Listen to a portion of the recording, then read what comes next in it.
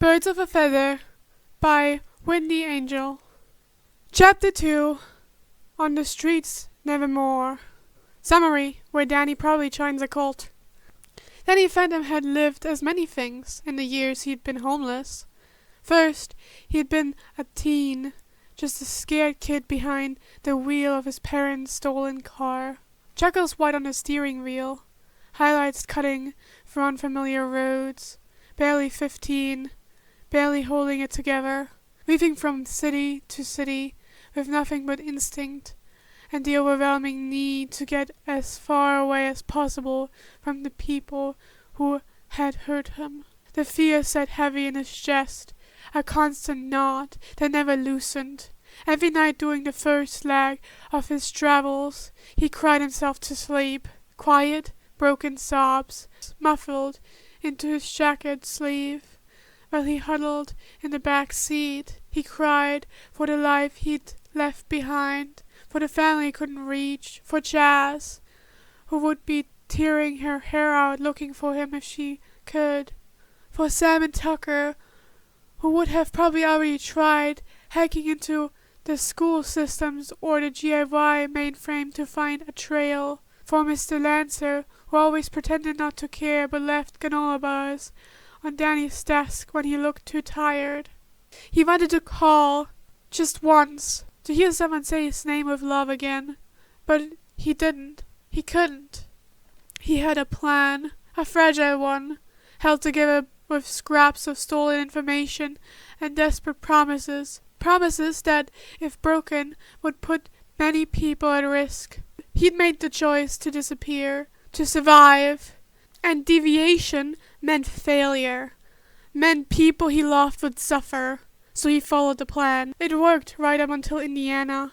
It had been a cold, grey afternoon, the kind where the sky felt too low and the air smelled like frozen metal.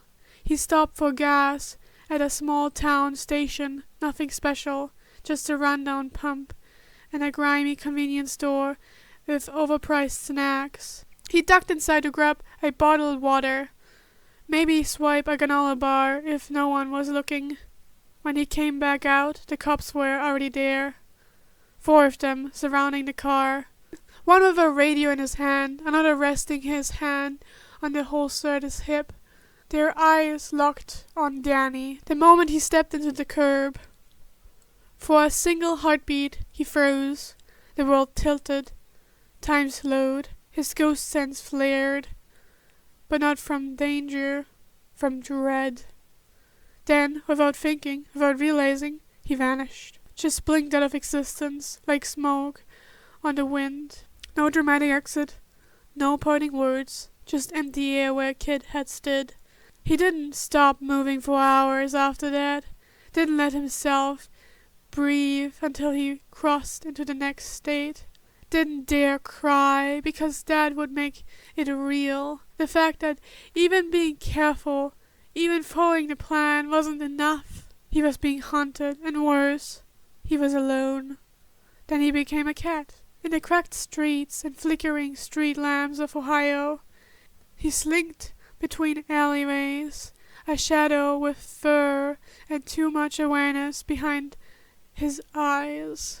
During the day, he took odd jobs in human form, cleaning kitchens, hauling crates, doing anything that paid in food or quiet. But by nightfall, he always turned back into a stray, easier that way, safer.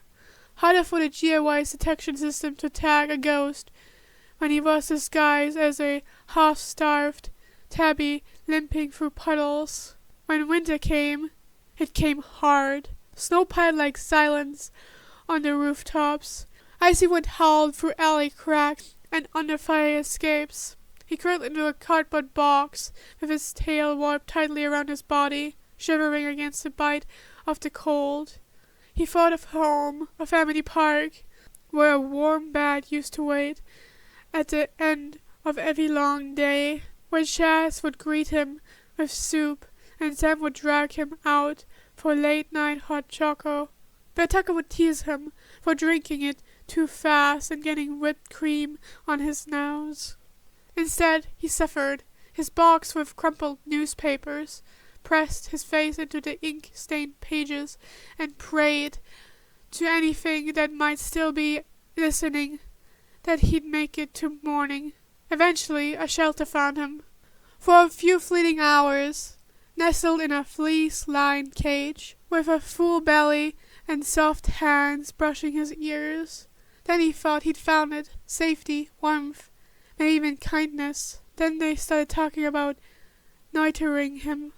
He ran, tore through the ventilation ducts, faced through 3 walls, knocked over an entire stack of donated canned food.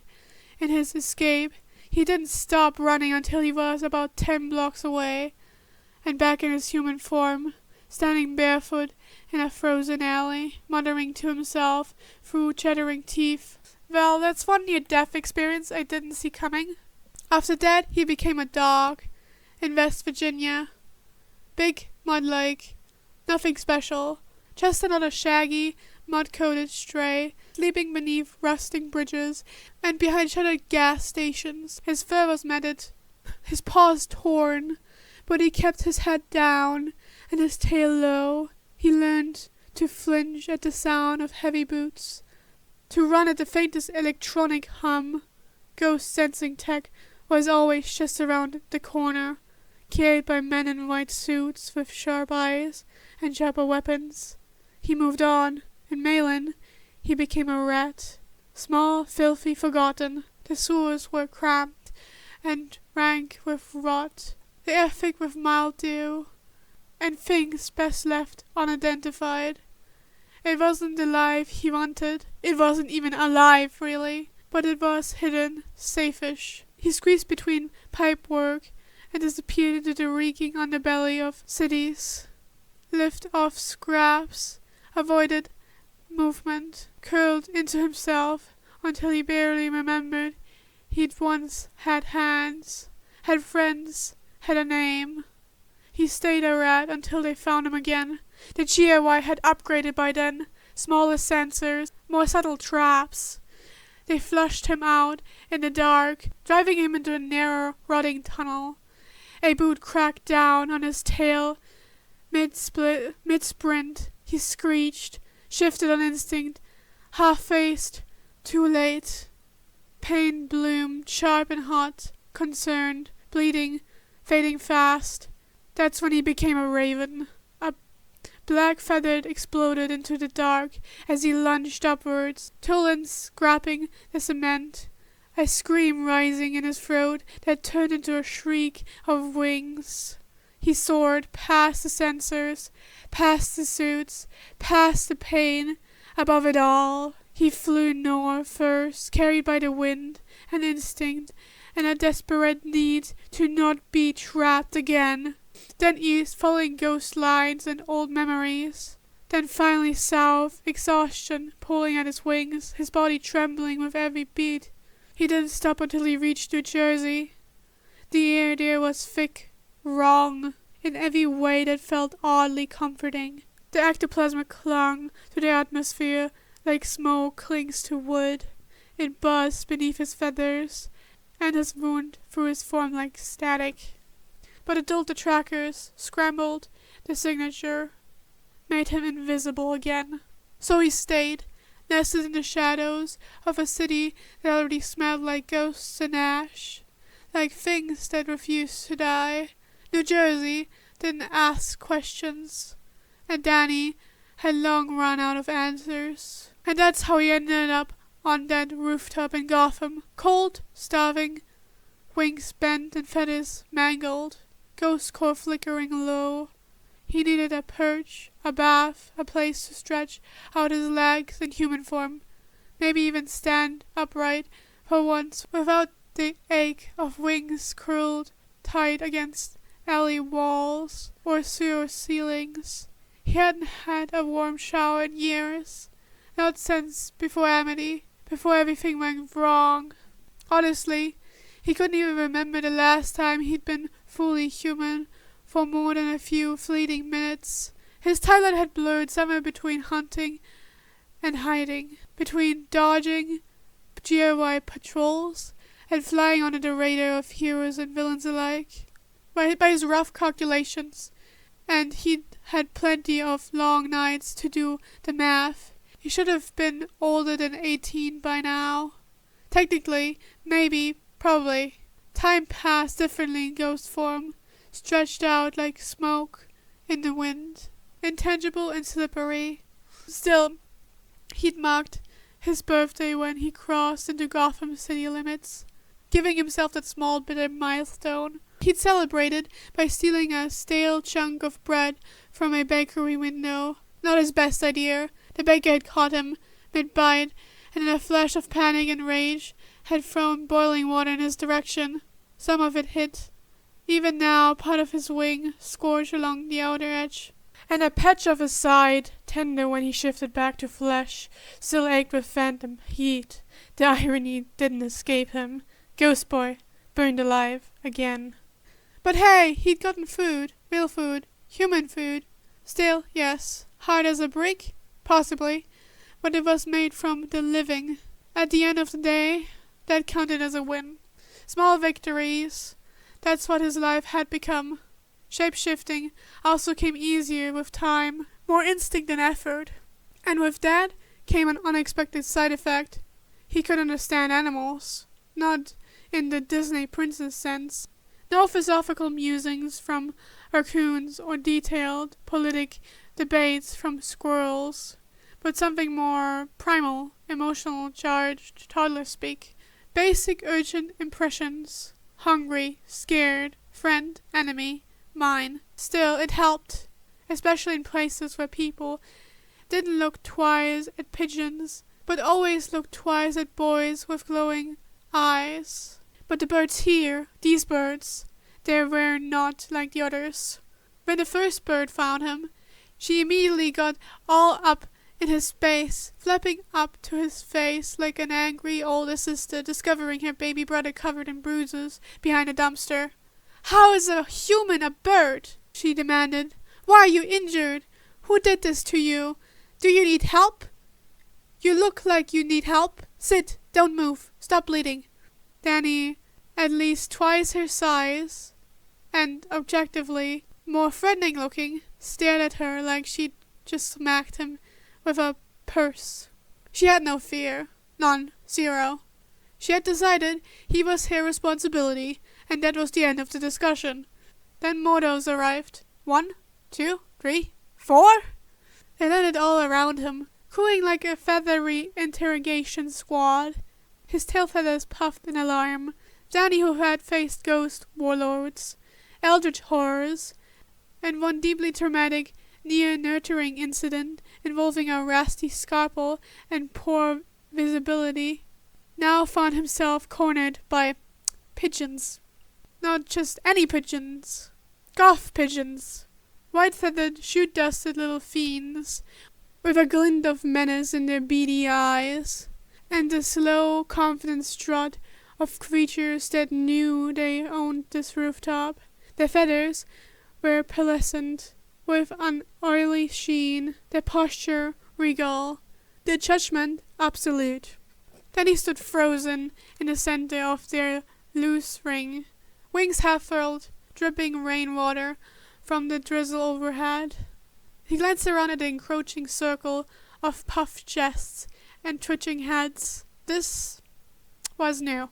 They squawked at him, high-pitched, offended chirps that sounded suspiciously like names. One tried to perch on his tail. He pulled it away. Another dove at his knee. They were determined. Whatever their mission was. Friendly, maybe? But determined. Then came the crows. Because of course the Goths had invited the punks. They descended like a riot, in feathered form. A swirling mass of sleek shadows and ruffled indignation. Wings snapped open in dramatic arcs, claws clicked against rusted metal, and within seconds they'd taken formation in a larger, looser ring beyond the pigeons. It was theatrical. Their eyes gleamed with too much intelligence. One crow hopped 3 times, another tilted his head until its beak scraped the ground. A third let out a drawn-out, echoing caw. The bounce of the rooftop walls, like the opening line to a prophecy. Then he narrowed his eyes. He could feel the ghost sense in his spine flicker. The ear did feel weird. "Is this a summoning circle?" he asked, voice flat. "Are you about to offer me as tribute to your bird god? Should I be flattered or concerned?" One of the crows crowed again.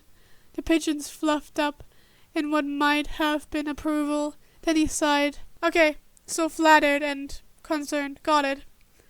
The answer apparently was yes. 4 doves and 3 crows surrounded him now, like some kind of winged boy band, with a very aggressive PR strategy. They started cooing and cawing at him in turn, switching between concerned pestering, "Come home with us," scolding, nagging, "You look awful," and suspiciously pervasive threats. "You will feel better if you just follow the nice feathered mob, darling."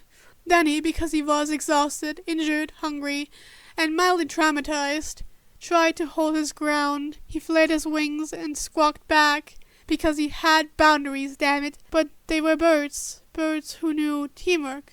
One crow nipped his tail feathers, while a dove dive-bombed his head in what he was pretty sure was supposed to be encouraging. Another 2 started preening his ruined wings without permission. He tried to puff up threateningly and only succeeded in coughing on his own molted feathers. Okay, he barked, ruffling in defeat. "You win." "Birds won," said feathered crypt 0. Lady made a triumphant little coo and took off. One by one, the others followed, doves in soft, elegant formation, and crows like squawking backup dancers. Then he hesitated a second, looked behind him at the cold, empty rooftop and sighed. "I cannot believe I'm following a bunch of birds to a second location," Danny muttered, lunging into the air after the flock. "This is how horror movies start, or cult documentaries. This is my rock bottom." But the truth was, he didn't have anywhere else to be, and that was the worst part. No secret mission, no call from Jazz over a phone he no longer had, no looming catastrophe demanding his attention, just the whisper of wings and the flutter of feathers leading him away from yet another rooftop that hadn't wanted him there. They didn't fly far, not really. Or maybe it just felt short. Danny had stopped measuring distance in human terms a while ago, when you could pass through walls and face across rooftops like mist. Close and far lost their meaning. The birds dove in formation towards an old apartment building, with cracked siding and too many antennae. Without slowing, they vanished into an open window, like seasoned professionals. Professional squatters, he thought. Danny aimed for the same window, but misjudged the size. Classic mistake for someone with wings twice as wide as his shoulders. Luckily, being that had its perks, he turned intangible mid-flight and slipped through the opening like smoke. The room welcomed him with a soft hush, like the inside of a church that didn't care if you believe. It wasn't a splat, not exactly. The apartment, no, the nest, as a nervous Dee Dee whispered in his head, was wrong in all the quiet, careful ways. Too clean to be abandoned, too organized to be a hideout, too intentional to be anything normal. Tiny hammocks hung from exposed beams, and shelves, bowls, some filled with water, others with polished stones, shiny wrappers, or looked suspiciously like golden buttons, their space evenly across the room like offerings. Bird beds were tucked into the corners, like someone had thought carefully about foot traffic, and scattered across every flat surface were half-torn blueprints, weathered maps, newspaper clippings, and old Polaroids with scribbled notes in what looked like ink made from soot. The walls hummed with presents, not the hostile kind, but the watching kind. This place had rules. Danny, still perched awkwardly in the middle of it all, narrowed his beady eyes at the evidence of a very human tendon. He croaked, glancing towards Lady. Am I allowed to be here? Because this looks a lot like someone's actual apartment, and not a cursed bird commune. But Lady was already halfway through preening the broken feathers on his left wing, gently circling her beak. When he tried to shift away, Madonna joined her without a word, tugging at a stubborn bit of dried grime near his shoulder, like she was cleaning up a toddler after finger painting. Okay, Danny thought, fine. Preening is not terrible. It's surprisingly therapeutic. Kinda nice. Like getting your hair brushed, but without thumbs and with more unsolicited cooing. Meanwhile, Dee was fluttering in frantic little circles around him, trying to explain the structure of the nest and how Tim, whoever that was, handled food rotations, bath schedules, and emergency flights. She stuttered every time he looked at her directly, puffed up like a marshmallow on a sugar high. Cece had already gotten distracted and disappeared into what Danny assumed was a kitchen. He could hear the sound of crinkling plastic and the unmistakable thud of snacks hitting the floor. The crows aren't any better. Little and Sherlock took turns interrogating him like caffeine detectives. Why are you human in bird form? Are you sure you're not just a large crow? You could pass for one of us if you fixed that weird dead smell. Brad had taken it upon himself to show Danny all of his favorite things in the apartment. His perch, his shiny coin stash, a pair of Tim's sunglasses, while hissing, "Don't touch this, or I will kill you," like a gremlin giving a tour of his dragon hoard. The fact that he made direct eye contact doing this and seemed to dare Danny to touch them was concerning. The bastard was absent, apparently on some sort of espionage mission. They said he was likely flipping off Gotham's most dangerous criminals in Morse code from a rooftop. Typical. But Danny didn't know what part of all of that was typical, if he was being honest.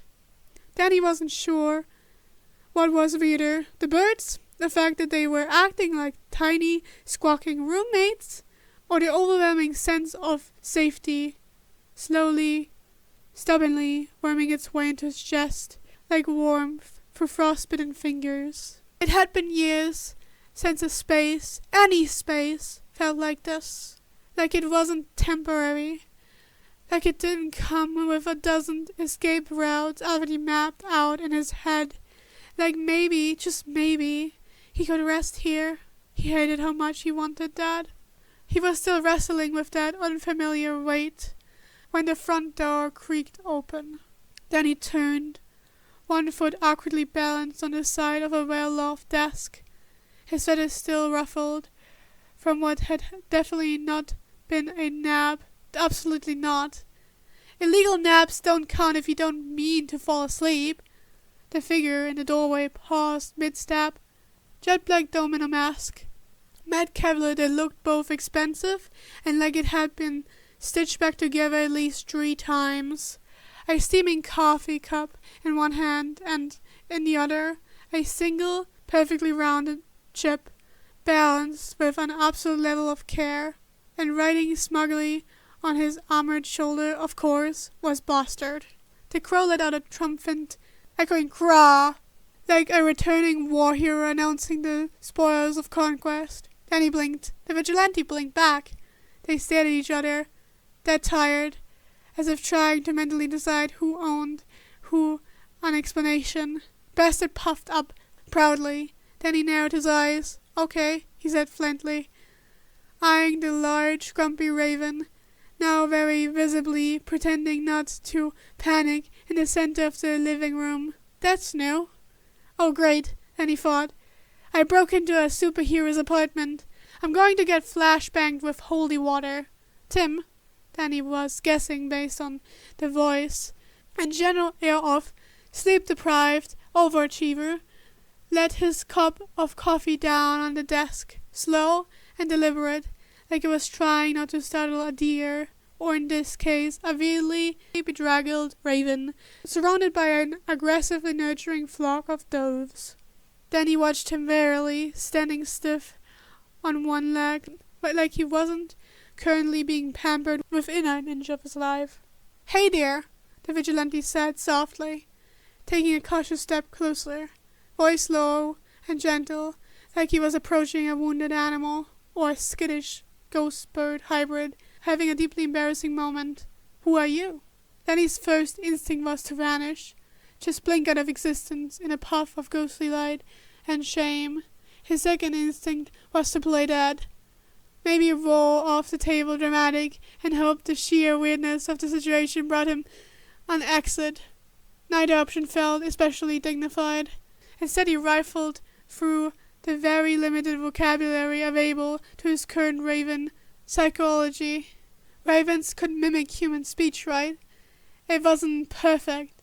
He didn't have the same control over his vocal cords in this form, but if a crow named Brad could fluently threaten to unalive someone in 2 languages and a whisper, surely he could manage a single word. He puffed up his chest, focused. "Friend," he croaked. It came out garbled and scratchy, like a cascade tape that had been microwaved, but it was decidedly human. Tim blinked, then blinked again, his brow furrowed, briefly skeptical, and then he braced for alarms, or backup, or tranquilizer darts. Instead, Tim smiled, soft, warm, genuine, like Danny had just done a backflip instead of awkwardly announcing himself like a low-budget Pokemon trying to buff its way through an interrogation. "Well," Tim said, with a huff of surprise, "aren't you a clever bird?" He reached out slowly, finger extending, with deliberate care, like he was trying to touch a soap bubble or smooth a skittish cat. His movements were all practice, no sudden jerks or threatening angles. Danny's instinct screamed retreat. He inched back, wings twitching, and was immediately yanked back into place. Lady and Madonna let out matching scolds, clucking their disapproval like overbearing ants. They resumed preening him with twice the fervor, ruffling and fluffing his already disaster tier feathers like they could make him presentable through sheer bird pressure. Dee Dee gasped and fluttered to the side, blocking his only viable escape path, her tiny body quivering with righteous indignation. Cece returning like an enthusiastic intern at a sacrificial rite, dropping an unopened granola bar next to him as a solemn offering. The crows, watching from their shadowed perch above, let out a series of rowdy craws, an eerie chorus of encouragement. It sounded suspiciously like a sports chant from a bird-themed underground fight club. Danny, pinned by feathers, snacks, and social pressure, wilted under their attention. "Okay," he muttered, under his breath. "This is a cult." "Traitors," Danny thought to himself, but he couldn't bring himself to be mad. It was kind of sweet. Tim noticed the aggressive fluff ball interference and slowly drew his hand back, the corner of his mouth twitching with amusement. Okay, he said, chuckling under his breath as he raised both hands in a gesture of surrender. "Ladies, I get it. You're clearly unionized. I will back off." The does, especially Lady, clucked smugly and returned to their position, a few still eyeing him like bouncers at an exclusive spa. Danny gave his feathers a firm shake, ruffling himself out, trying to shake off the tangle of instinct and anxiety and that strange, unfamiliar warmth that lingered where the boy's hand had almost touched him.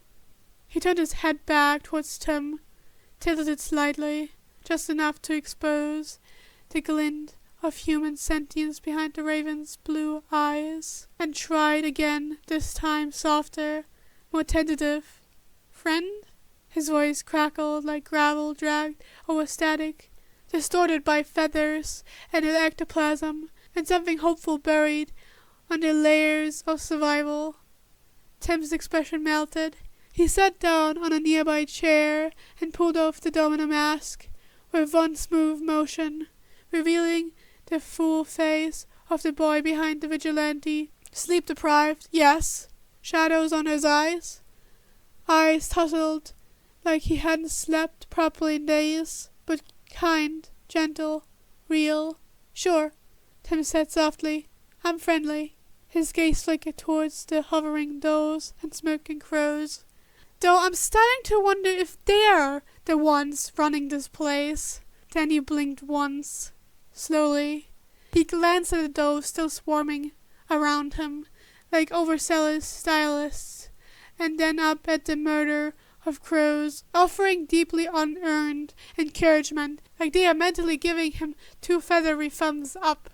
He considered this new reality, considered how absurd it was, considered how safe it felt. Good, Danny croaked, with all the solemn gravity of someone declaring peace at the end of a century-long war.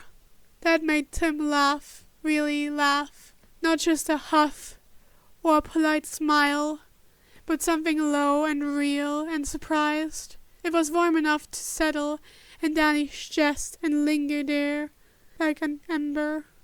Okay, Mr. Good Friend, Tim said, still smiling as he moved slowly to kneel beside the desk. May I touch you now? Just a little? Then he hesitated, not visibly. He didn't flinch or fly, but something in him pulled taut. Every cell in his body still remembered that it meant to run, what it meant to hide. To flinch at movement, to disappear before the world could sharpen its claws. He'd lived on instinct for so long, on ghost core and fear and half-muttered prayers into cardboard boxes. But this didn't feel like danger, a little like something else, a new kind of quiet, a perch, a maybe. The birds chirped in encouragement, like a peanut gallery of feathered therapists. Didi was so excited she backflipped, cleaned off her perch with an enthusiastic pep. Sherlock, perched near the window, let out a single, stately craw. The unmistakable sound of a proud dad at a middle school saucer game, who definitely made all the orange slices himself. Even Bradford, the slurry menace, gave him a curt, approving nod from atop the bookshelf, like he was acknowledging Danny's survival of a hazarding ritual. Danny sat there in the middle of it all, a ball of feathers and drama and deeply repressed yearning. He thought for a long moment, long enough that even Madonna paused her preening to watch him. Then he gave the tiniest nod. Tim's hand resumed its cautious approach. No sudden moves, just calm, warm, quiet patience. When contact was finally made, fingers brushing lightly over his crown, then he nearly melted on the spot. Heat bloomed in his chest like sunlight finally breaking through years of gray. The touch was careful, soft, grounding in a way that nothing had been in years. Tim's fingers ruffled through the thick feathers at the top of his head, scratched gently beneath where his chest would be. Danny leaned in helplessly, pressed his whole trembling, too-tired bird body against the offered hand. His wings sagged under the weight of sheer relief. His eyes fluttered, half shut.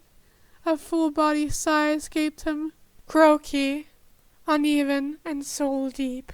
Holy stars, he thought, his ghost core hummed faintly in his chest. Is this what heaven feels like? I'm going to cry.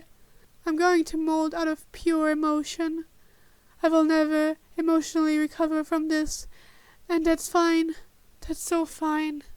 Tim chuckled under his breath, still gently scratching at the base of Danny's skull. Well, he said softly, you're just a soft little guy, huh? Poor thing. You've been through it. Then he made a sound. It wasn't quite a word, not quite a sob, but something halfway between gratitude and emotional collapse. This was nice. He could get used to this. Tim eventually pulled back with a reluctant sigh and gave his back a scratch. A few vertebrae cracking like popcorn in the silence. "All right," he muttered, rubbing his shoulder. "Food before I pass out, maybe actual sleep. After that, if any of you touch the coffee while I'm cooking, I will cry."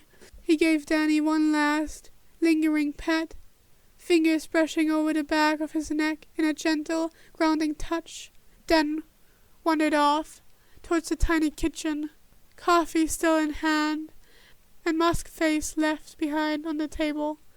The apartment grew quiet again. Then he blinked after Tim, the warm echo of the gentle touch fading too quickly. The absence felt like a cold draft blowing through hollow bones, a reminder of just how long it had been since someone touched him without malice or fear. Unfortunately, the moment of introspection was short-lived. The doses ended like a feathery cavalry, cooing and fussing over him with the efficiency of overbearing aunties at a family reunion. Once again, they poked, preamed, fluffed, and pecked at his caked feathers, as if trying to scrub the trauma out by the sheer force of maternal instinct. But Danny's focus had already wandered. His feathers itched badly, caked with dirt, dried blood, alley grime, and whatever delightful airborne cocktail Goffin cooked up daily in its pollution factories. He could feel the crumbs dragging at his skin like dead weight.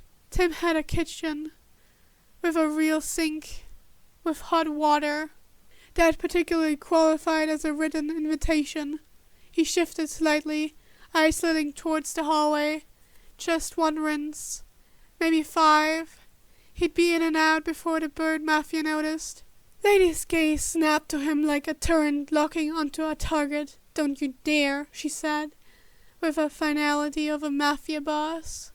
Dee Dee let out a distressed squeak, fluffing up twice her usual size, like a drowny alarm system.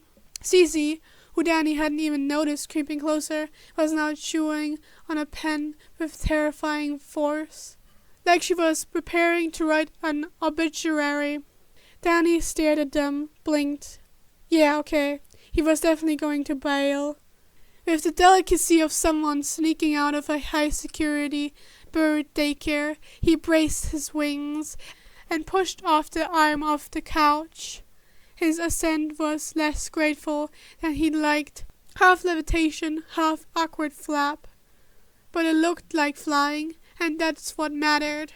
Performance art, he told himself. Definitely not because my wings are still half useless. Definitely not faking it for my dignity. This is method acting. The chirping behind him was instant, loud, indignant. Various coos rose like an angry tie. Outraged fluffballs taking flight in protest. The sound followed him into the hallway. Tiny offended wing beats, flapping with righteous vengeance. Then he snorted. He would have laughed loud if his beak hadn't been stuck in flee mode. Instead he crackled and sighed, vindicated and petty. Behind him, chaos bloomed. The crows, traitorous bastards, everyone erupted into unrepentant laughter. Bart crackled so hard he tumbled clean off the bookshelf in a drastic spiral.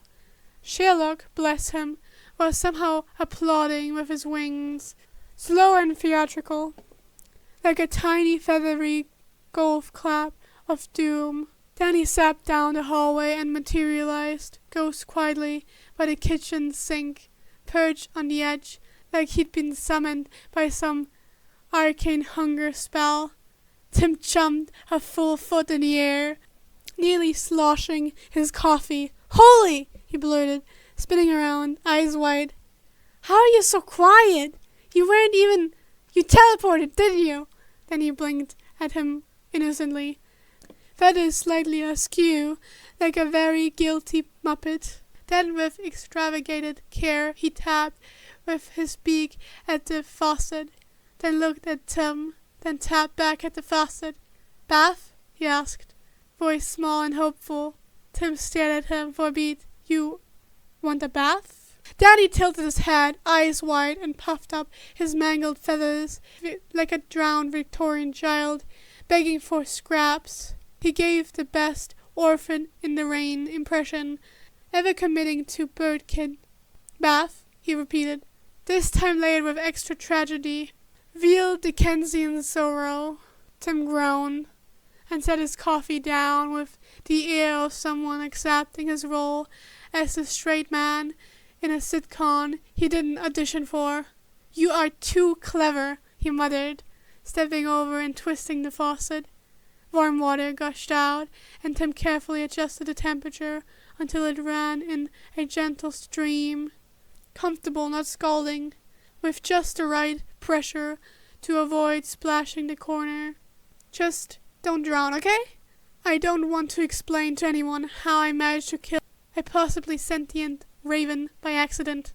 Then he didn't wait for a second invitation. He hopped down into the basin with a soft splash, fluffed up like a soaked pillow, and immediately sank down into the water with a noise that was somewhere between a squawk and a moan of existential release. Warm water. Real warm water.